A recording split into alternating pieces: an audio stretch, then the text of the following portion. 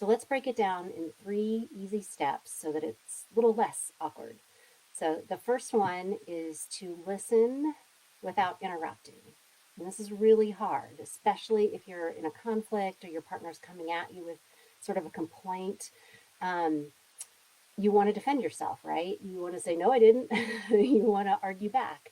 Um, but the key here is to try to put that on hold and bite your tongue so that you can really hear what it is they're trying to say. That's going to prevent miscommunication. It's going to prevent misperception. And when your brain is focused completely on listening to them and not on your response, you're going to hear them better. So try not to interrupt.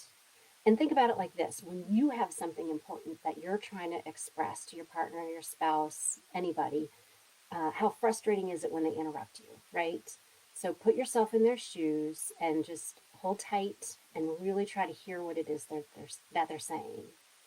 Then step 2 is to confirm that what you think you heard is what they really are trying to say. So you summarize or paraphrase or say back to them what you think you heard and give them a chance to say, yeah, that's it. Or, no, no, no, it's not quite like that. What I meant was. And so then they get a chance to say it again, try it again, adjust a little bit, maybe use a different word.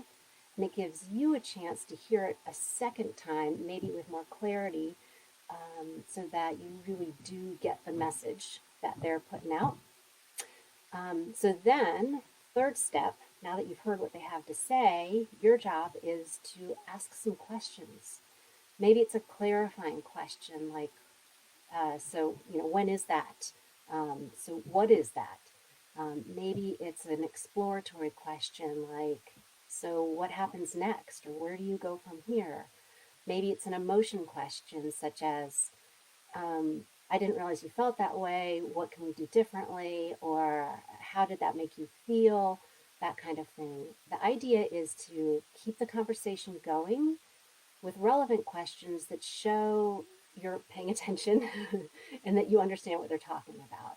And again, put yourself in their shoes for a sec. Like when you're trying to express yourself and you want to be heard and you want to be understood, how nice does it feel when that other person, the listener, listens without interrupting, makes sure that they got it right, and then asks you some questions to show that they got it right and that they care. It feels good and it makes a huge difference. And if you can practice that in just like regular conversation around daily events, how was your day kind of stuff, then it's going to become so much easier to use it when there's a conflict or a problem or somebody's feelings have been hurt. It's going to be much easier to get into that mode of listening actively and carefully and thoroughly. And I promise you, it is going to make your fights better and your conflict management skills that much better.